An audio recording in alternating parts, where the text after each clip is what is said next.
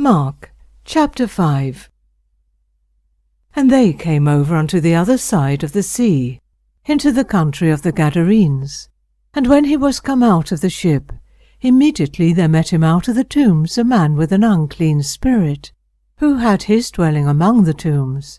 And no man could bind him, no, not with chains, because that he had been often bound with fetters and chains, and the chains had been plucked asunder by him, and the fetters broken in pieces. Neither could any man tame him. And always, night and day, he was in the mountains and in the tombs, crying and cutting himself with stones. But when he saw Jesus afar off, he ran and worshipped him, and cried with a loud voice, and said, What have I to do with thee, Jesus, thou Son of the Most High God? I adjure thee by God, that thou torment me not. For he said unto him, Come out of the man, thou unclean spirit. And he asked him, What is thy name? And he answered, saying, My name is Legion, for we are many. And he besought him much that he would not send them away out of the country. Now there was there nigh unto the mountains a great herd of swine feeding. And all the devils besought him, saying, Send us into the swine, that we may enter into them. And forthwith Jesus gave them leave, and the unclean spirits went out, and entered into the swine. And the herd ran violently down a steep place into the sea. They were about 2,000, and were choked in the sea. And they that fed the swine fled, and told it in the city and in the country. And they went out to see what it was that was done. And they come to Jesus, and see him that was possessed with the devil, and had the legion, sitting, and clothed, and in his right mind. And they were afraid.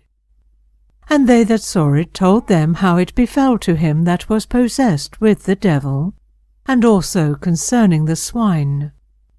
And they began to pray him to depart out of their coasts. And when he was come into the ship, he that hath been possessed with the devil prayed him that he might be with him.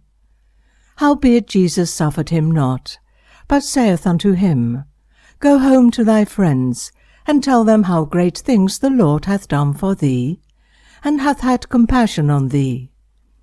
And he departed, and began to publish in Decapolis how great things Jesus had done for him. And all men did marvel.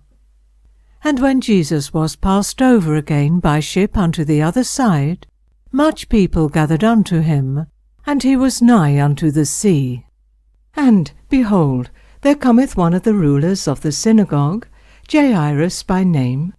And when he saw him, he fell at his feet, and besought him greatly, saying, My little daughter lieth at the point of death. I pray thee, come and lay thy hands on her, that she may be healed, and she shall live. And Jesus went with him, and much people followed him, and thronged him.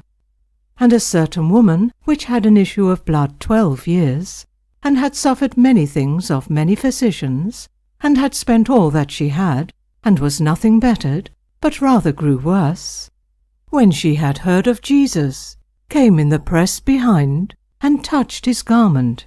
For she said, If I may touch but his clothes, I shall be whole. And straightway the fountain of her blood was dried up, and she felt in her body that she was healed of that plague. And Jesus, immediately knowing in himself that virtue had gone out of him, turned him about in the press, and said, Who touched my clothes? And his disciples said unto him, Thou seest the multitude thronging thee, and sayest thou, Who touched me? And he looked round about to see her that had done this thing. But the woman, fearing and trembling, knowing what was done in her, came and fell down before him, and told him all the truth. And he said unto her, Daughter, thy faith hath made thee whole. Go in peace, and be whole of thy plague. While he yet spake, there came from the ruler of the synagogue's house certain which said, Thy daughter is dead. Why troublest thou the master any further? As soon as Jesus heard the word that was spoken, he saith unto the ruler of the synagogue, Be not afraid, only believe. And he suffered no man to follow him, save Peter, and James, and John the brother of James. And he cometh to the house of the ruler of the synagogue, and seeth the tumult, and them that wept and wailed greatly.